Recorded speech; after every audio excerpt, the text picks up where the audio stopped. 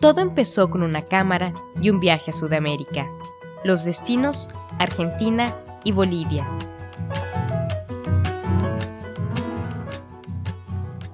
Bueno, Argentina me pareció un lugar bastante interesante por esta mezcla entre la cultura europea y la cultura andina, o la cultura pues, sudamericana, pero de los pueblos originarios. Entonces yo había investigado un poquito acerca del país, sobre todo de donde yo iba a llegar a vivir, que es Capital Federal, Buenos Aires. Y me interesó mucho por esta cuestión colorida que tiene estos barrios bohemios, estos barrios antiguos que pues, están ahí desde la época de los inmigrantes, en 1940 y todo esto. Entonces sí, yo quería estar ahí, presenciar qué era lo que pasaba, cómo vivía realmente el argentino, el porteño, ¿no? Y pues a raíz de eso, pues ya me fui adentrando hacia otro tipo de lugares, de sectores y sobre todo de culturas que en ese país existen. Porque muchas veces conocemos que Argentina es ya sea el Obelisco, ya sea la pasión por su fútbol, Maradona, o sea, cuestiones iconográficas, pero muy porteñas, muy de Buenos Aires. Pero yo estando ahí descubrí que habían otro tipo de culturas, de subculturas, por así decirlo, mucho más arraigadas con la cuestión criolla, con la cuestión del mestizaje de los pueblos originarios y pues de los españoles.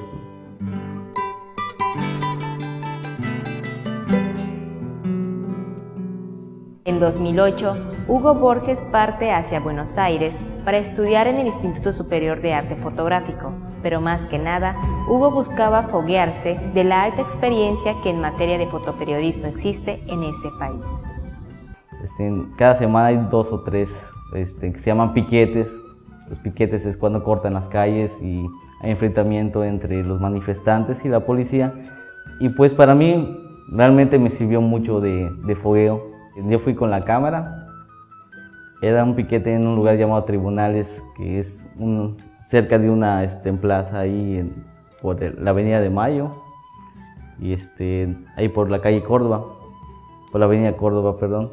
Entonces, yo había desarrollado una cuestión, como no estaba trabajando para ningún periódico, pues en ese momento, pues yo me identificaba como fotoperiodista, ya sabes, sin saber nada, y era mi primer piquete.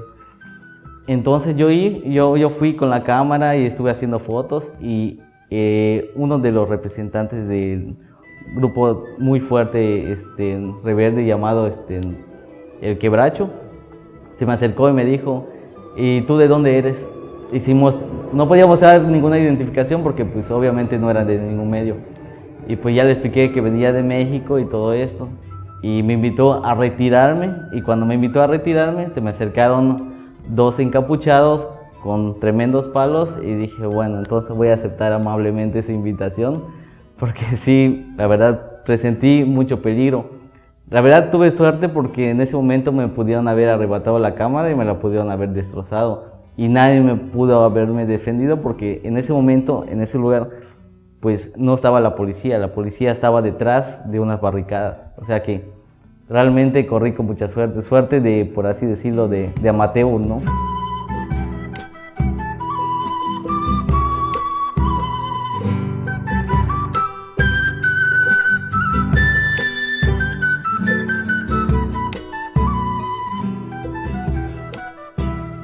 Además del fotoperiodismo, Hugo Borges tuvo la oportunidad de trabajar con los fotógrafos Alejandro Chaskilberg y Rafael del Segio. Bueno, esos fotógrafos, a Alejandro Chaskilberg, yo mandé varios emails a varios fotógrafos, que puse fotógrafos de Argentina en internet, y me aparecieron muchos fotógrafos, y realmente yo quería trabajar con ellos como su ayudante para poder foguearme también, que no quería solo encasillarme a la cuestión de fotoperiodismo, sino también a la cuestión de producciones más elevadas. Entonces, ese Alejandro me habló, me dijo que quería conocerme, y pues ya tuvimos una charla y estuve trabajando con él. Alejandro hizo una serie de fotografías iluminadas solamente con la luz de la luna en un lugar que se llama el Delta de Tigre. Entonces nos íbamos en la noche a hacer fotos y también iluminaba con LEDs y con lámparas. Entonces pues realmente aprendí bastante y le doy las gracias a Alejandro que se me diera la oportunidad de trabajar con él. Estuvo para un libro que pues ahorita ya se está publicando. Con Rafael estuve trabajando con producciones mucho más fashion, más de moda, y lo conocí a través de otro amigo fotógrafo y ya fungí, o sea, trabajé como su ayudante también y pues ya vi aspectos mucho más interesantes de iluminación que no había visto con Alejandro, porque con Rafael era iluminación de estudio, mucho más enfocado hacia tapas de revista, hacia moda y hacia cuestiones un poquito más, por así decirlo, producidas, ¿no?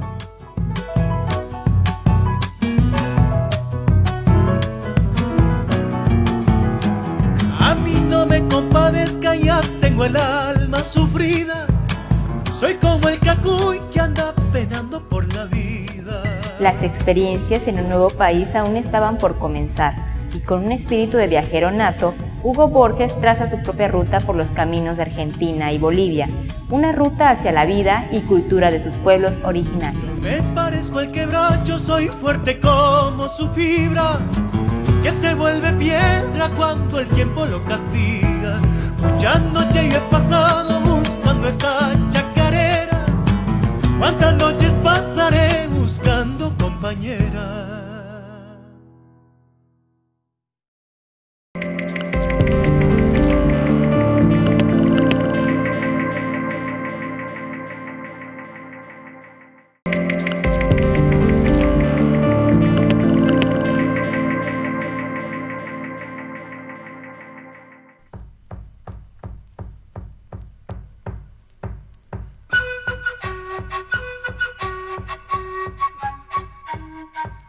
Pasado un año de haber llegado a Argentina, Hugo Borges decide emprender un viaje en busca de los orígenes del país.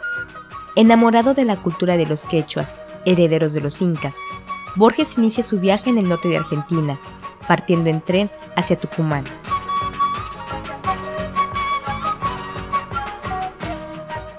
La ruta era Tucumán, Salta, Jujuy, que es parte del norte de Argentina, y llegué hasta La Quiaca.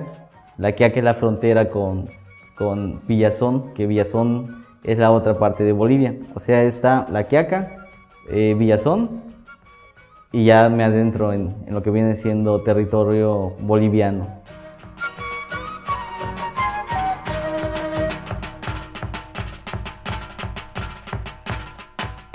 El viaje que emprende Hugo fotografiando, percibiendo e investigando le permite hacer un registro de las etnias quechua y aymara de Argentina y Bolivia, dos pueblos que le abren un universo desconocido, no solo por su belleza geográfica, sino también por el valor cultural que ambas ofrecen. Pero el viaje de Argentina en el norte fue algo increíble porque presencié cosas que nunca pensé que existieran. Por ejemplo, estuve ahí el 1 de enero y hubo un carnaval andino, es en el lugar precisamente donde se hace la famosa canción Carnavalito de Humahuaqueño, ¿no? Es precisamente ahí en Humahuaca donde se hizo el carnaval. Entonces salían diablos vestidos con muchos espejos en el cuerpo. Empezaron a bailar con la gente, a danzar, y la música con trombones, con trompetas, pero muy andina.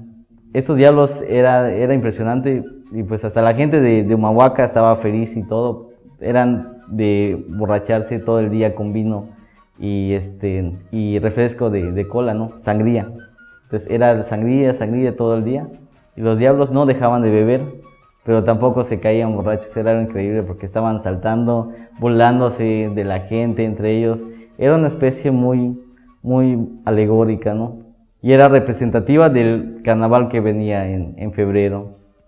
En Salta está la Ruta del Vino, que la Ruta del Vino es pues un camino donde te lleva por zonas montañosas, zonas que tampoco sabía que existieran allá. Eran muy parecidas a cráteres volcánicos, a cráteres, inclusive de superficies lunares. Entonces fue muy impactante. Entonces llego a Jujuy y de ahí me voy a la frontera, a la Quiaca. Atravieso Bolivia y empiezo a caminar, me encuentro con la hoja de coca, que es un ritual para ellos ingerirla. En todos lados hay, es completamente legal, en todos lados la venden. Está también en la comida boliviana, que es sumamente deliciosa.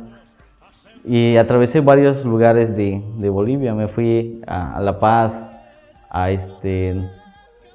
lo que viene siendo Oruro, a Cochabamba, o sea, como que diversos sitios, ¿no? Y me encontré con generalidades en cuanto a el indigenismo de ahí al de acá. Por ejemplo,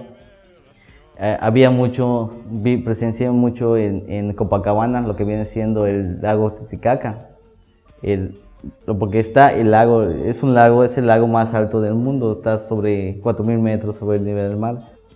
Entonces, Copacabana es como que la ciudad que está a las orillas del lago. Entonces, había mucha cuestión del atrapasueños, ¿no? O sea, mucha cuestión de esto. Me pareció interesante porque pues aquí el atrapasueños se da, y en Norteamérica también los indígenas utilizan este tipo de cuestiones un poquito místicas, ¿no? Y también en algunas partes presencié que utilizaban la forma de llevar a los niños, que es muy característica también de los indígenas chiapanecos. O sea, de la cuestión de colocarse al niño con una ropa o con una tela, ¿no? Entonces es cuando pude percibir que realmente Mesoamérica es uno solo, y que pues las fronteras, pues realmente las fronteras las hacen los gobiernos, porque desde hace mucho tiempo los indígenas son nómadas. Por ejemplo, los yaquis, la vestimenta de los yaquis es muy similar inclusive a la cuestión de la vestimenta de los indios, de los indígenas chilenos, que son los mapuches. O sea, la vestimenta de los mapuches es muy similar. Entonces, pues es cuando te dices que realmente pues no estamos tan lejos uno del otro.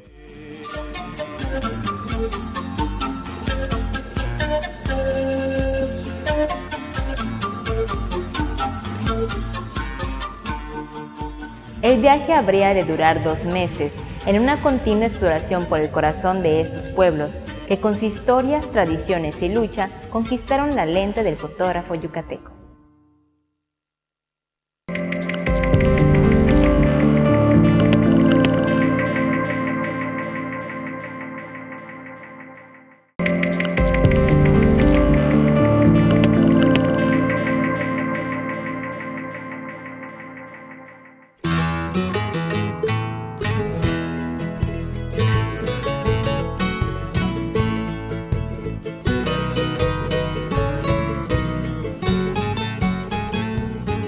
Lo que me gustó mucho del viaje también fue la cuestión de la música.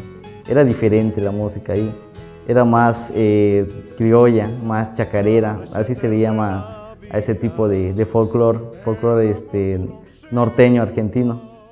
Y eso se desarrolla mucho en las peñas folclóricas. Las peñas folclóricas son lugares en donde tocan ese tipo de música, que está constituido muchas veces por la guitarrita, que es el charango, el bombo lenguero, que le dicen ellos, y a veces quenas y instrumentos más aborígenes, ¿no? Más andinos.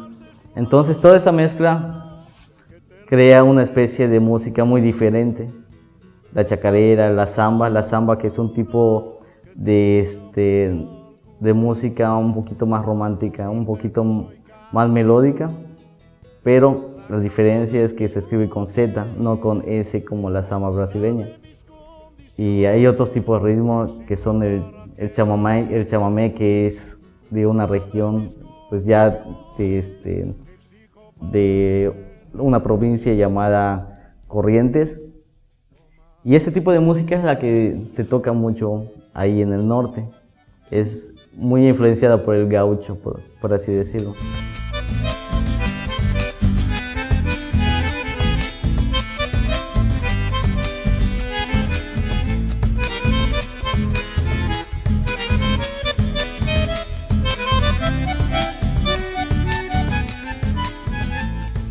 solo el sabor andino habría de capturar al fotógrafo, sino también el tango, de donde habría de salir una serie fotográfica llena de sensualidad, nostalgia e historia. Mi Buenos Aires querido, cuando yo te vuelvo a ver, no habrá más pena ni olvido. El tango, mira, el tango, yo tuve una experiencia muy fuerte con el tango porque al principio no me gustaba el tango. No sabía lo que era el tango para empezar. Sabía que era un baile, sabía que era un icono de la capital porteña, pero nunca había tenido ese acercamiento tan directo con él. Y pues ya me empezó a gustar 7 meses antes de regresar aquí a México. Ya cuando pude percibir que pues es una cuestión de nostalgia. El tango los trajeron los inmigrantes. Entonces los inmigrantes, al sentirse pues con la extrañeza y porque eran muy pobres, al sentir que necesitaban volver a su patria, ellos trajeron un instrumento que se llama bandoneón. El bandoneón es como una especie de acordeón que se utiliza mucho en el tango. Entonces me empezó a llamar mucho la atención este sonido y empecé a ahondar mucho más en él. E hice una serie fotográfica llamada De Tango y Piel, donde me fui a varias milongas porteñas y donde produje también, con ayuda de unas modelos, pues ya esta parte de esta serie fotográfica, que realmente lo hice como un homenaje al tango desde mi punto de vista, desde mi perspectiva. Este sonido en un principio se bailaba entre marineros, entre puro hombre, el tango. Ya luego se fue desarrollándose con un mundo mucho más arrabal, más oscuro, por así decirlo, ¿no? Ya con mucha prostituta y todo esto. Incluso fue satanizado muchas veces en 1950, 60, porque la gente que bailaba tango era mal vista entre las sociedades pues, de la clase alta. Es hasta ahorita que se está dando un nuevo acercamiento entre los jóvenes con el tango. Ya viene un tango mucho más moderno, que es el tango electrónico, que intervienen músicos pues, de la talla de Bajo Fondo o de Gotham Project, que intervienen mucho ese tipo de sonidos.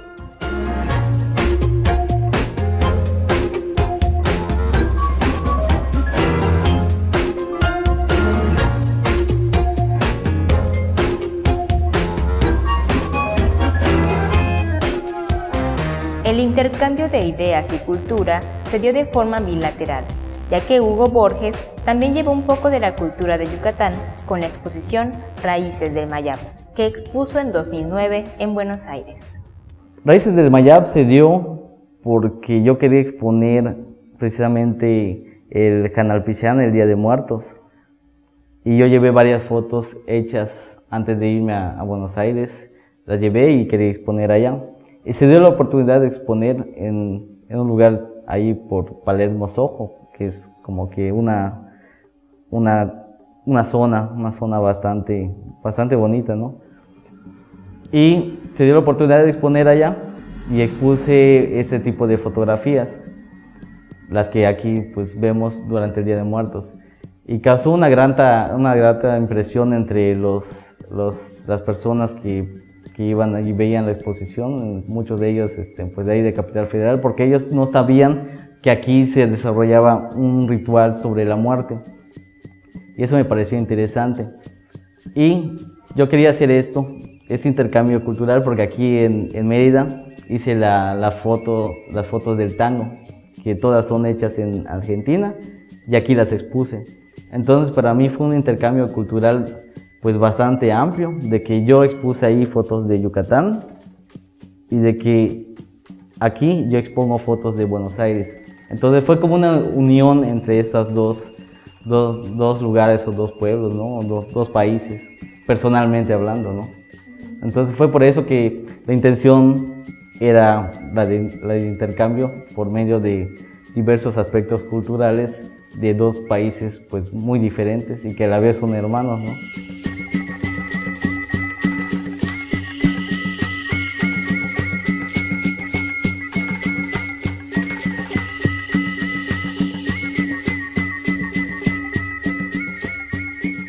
Como resultado del viaje, Hugo Borges produjo una serie fotográfica de 30 imágenes en blanco y negro, un documental que explora el resultado de más de 500 años de continua explotación y discriminación.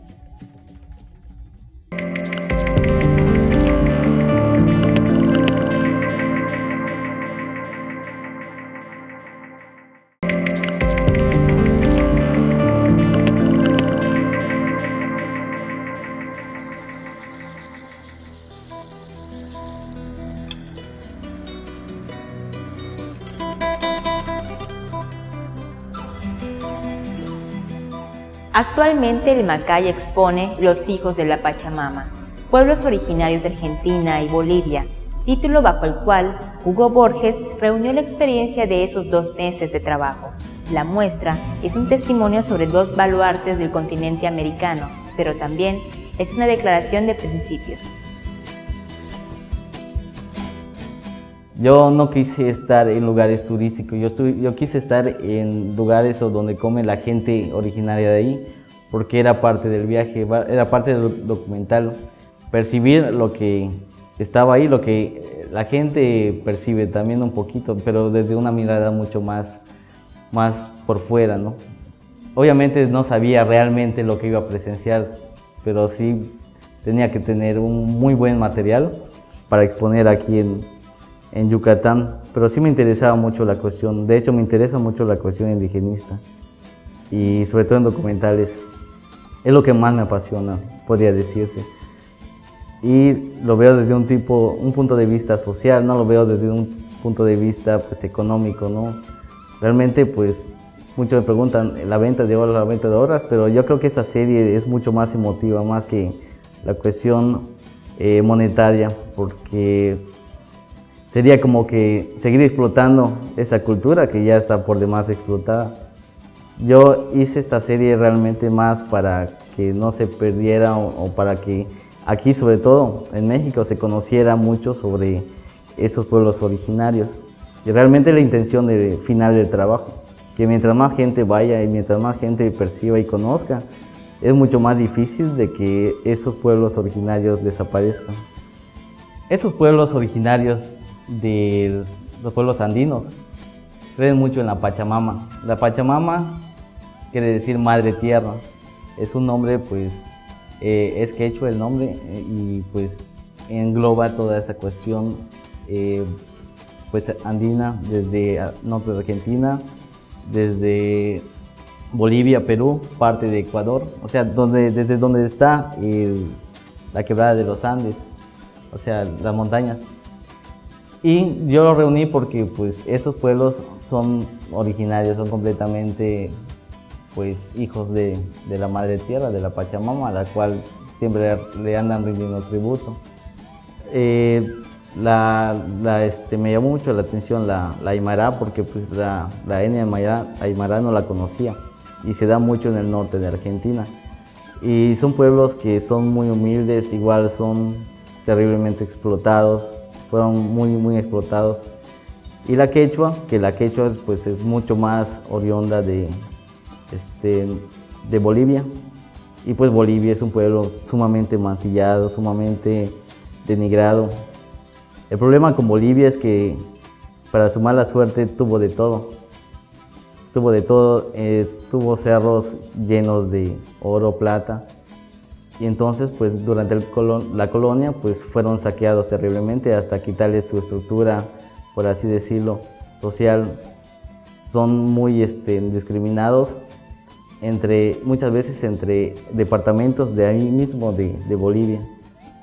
Sobre todo en La Paz, que es casi un 80% indígena.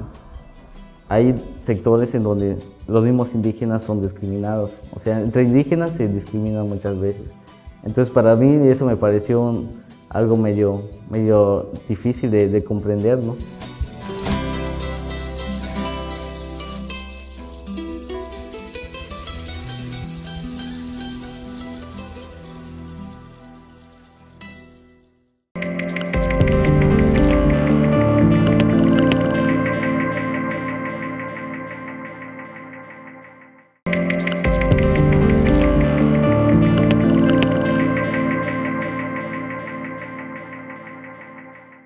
A través de la sensibilidad del artista podemos conocer aspectos muy diversos de la vida de estos pueblos, pero es el propio fotógrafo quien nos comparte la experiencia que más lo impactó.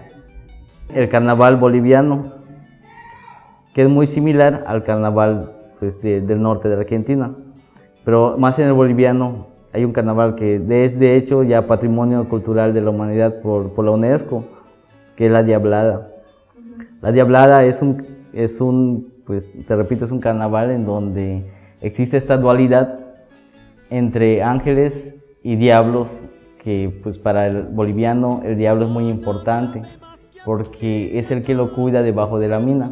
En las minas existen figuras de diablos a las cuales ellos le rinden un especial tributo, les ofrendan hojas de coca, la chicha, que es el aguardiente que ellos beben, tabaco. Entonces se lo ofrendan porque ellos dicen que el diablo es quien los cuida debajo de la tierra. Ya cuando salen de la tierra, se integran pues a la vida social. Es la Virgen del Socavón o la Virgen de Copacabana o cualquier otro santo quien nos protege. Entonces esta dualidad existe y se refleja mucho en su carnaval, que para mí es el mejor carnaval que existe en toda América Latina.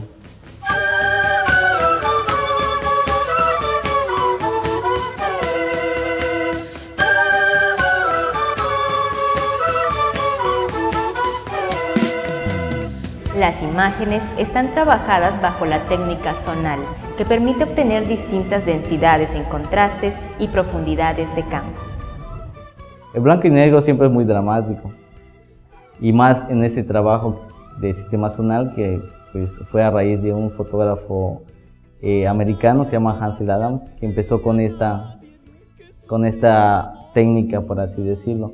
Entonces, si te fijas, en las imágenes tienen mucha textura en la piel, es como que tienden a ser fotos muy reales, muy contrastadas, entre un negro totalmente negro a un blanco totalmente blanco, atravesando por aproximadamente 250 tipos de grises.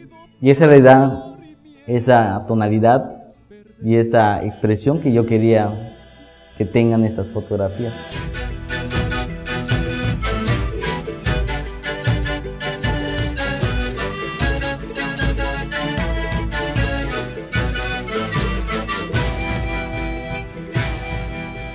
Este joven fotógrafo yucateco también ha desarrollado trabajo documental con importantes resultados, como la serie Los Olvidados, sobre juguetes mexicanos, que en 2010 ganó la beca del Instituto de Cultura y menciones honoríficas dentro del concurso Mercados y Tianguis del Día de Muertos y en el Premio Nacional de Fotografía en Morelos.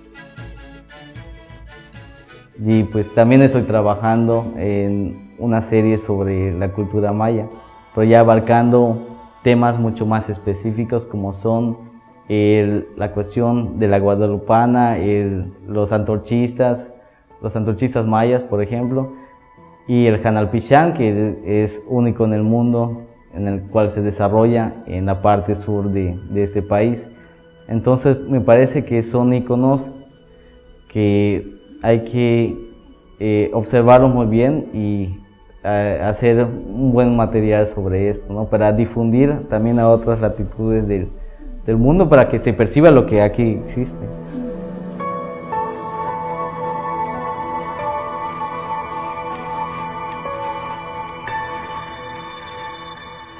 Hugo Borges ha expuesto en Japón, la Ciudad de México y Guadalajara. Actualmente realiza un documental sobre la interculturalidad en los municipios de San Juan Cancún y San Juan Chamula en Chiapas, así como un documental más conceptual. Tiempo que divide entre su trabajo en fotografía publicitaria y labores de promoción cultural.